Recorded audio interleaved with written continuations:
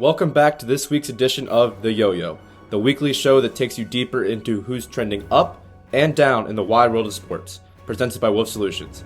I'm your host, Andrew Gormley, and let's get started. Our first Who's Up of the Week are kids-friendly sports broadcasts.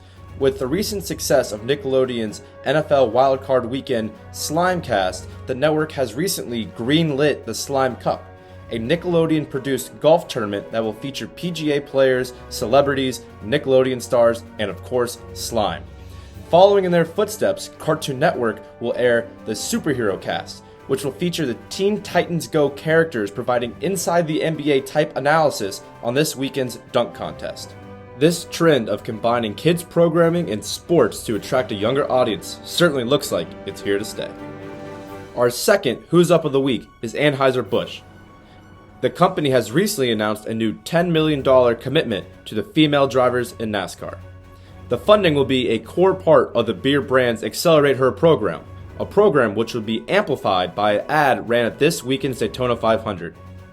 This type of blue-chip funding will guarantee the financial security for the women in NASCAR as they continue to work on their craft. The Accelerate Her program is said to be the first of its kind in American motorsports. Cheers, ladies. The Big Ten takes our final Who's Up of the Week.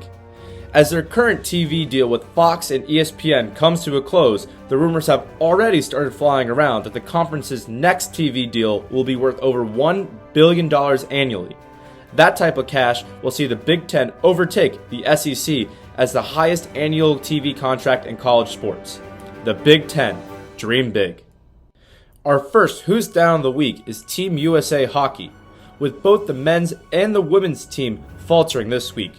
The women's team ultimately fell to their arch-rival Canada in the gold medal match, while the men's side has failed to medal for 3 straight Winter Olympics as they lost in the quarterfinals to Slovakia.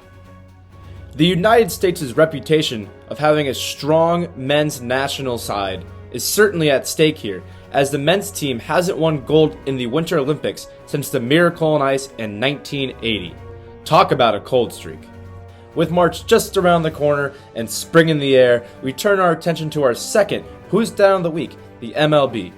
With the start of spring training officially missed and the lockout exceeding 75 days, the pressure is mounting both financially and publicly on the players and the owners to come to an agreement and sign a new CBA. If this lockout doesn't end soon, the regular season will be in serious jeopardy. For our last Who's Down of the Week, we take a look towards the IOC. Now, the IOC always seems to come under fire for their decisions made during Olympic cycles, and this year is no different.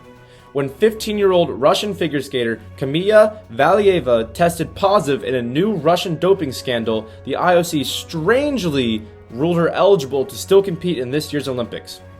The IOC also said that if she were to medal in any of her events, they would cancel the medal ceremony altogether.